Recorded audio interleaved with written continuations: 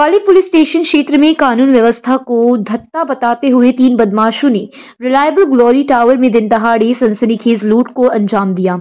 इस वारदात ने पुलिस की कार्यक्षमता पर गंभीर सवाल खड़े कर दिए हैं, जबकि इलाके में दहशत का माहौल फैल गया है। जानकारी के अनुसार वसई पूर्व के सातीवली स्थित रिलायबल ग्लोरी टावर के फ्लैट नंबर 301 में कविता राउत अपने छोटे बेटे के साथ घर में मौजूद थी।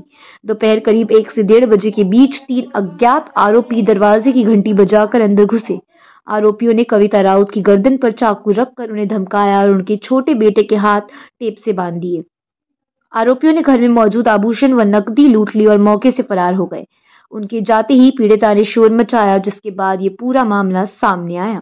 पुलिस अब सीसीटीवी फुटेज के आधार पर आरोपियों की तलाश में जुट गई है, लेकिन दिन दहाड़े हुई इस वारदात ने सुरक्षा व्यवस्था पर बड़ा प्रश्न चिन्ह खड़ा कर दिया है। ग्लोरी सोसायटी आहे वसईच्या वाळीच्या हद्दीमध्ये सातवली चौकीच्या ज्युरिडिक्शन मध्ये येतं ते। त्या ठिकाणी सुश्री संगीता राऊत नावाची महिला आपल्या पती आणि मुलासोबत राहते। आज दुपारी 1:30च्या सुमारास तिच्या घरी अज्ञात 3 इसम आले, बेल वाजवली आणि दरवाजा ओपन केल्यात सदर इसम डायरेक्ट तिघही घरात आले। मुलग्याला चाकूचा धाक दाखवून त्याला तोंड बंद केलं, चिकटपट्टी लावली, हात देखील चिकटपट्टीने बांधले।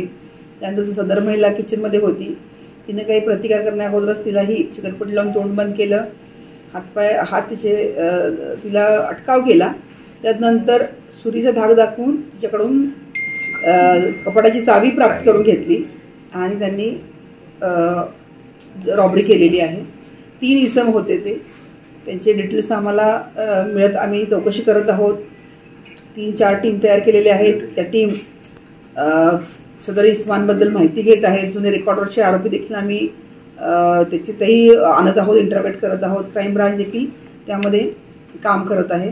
नक्कीच आम्ही सदर आरोपींना ताब्यात घेऊ आणि हा गुन्हा उघडकीस आणू।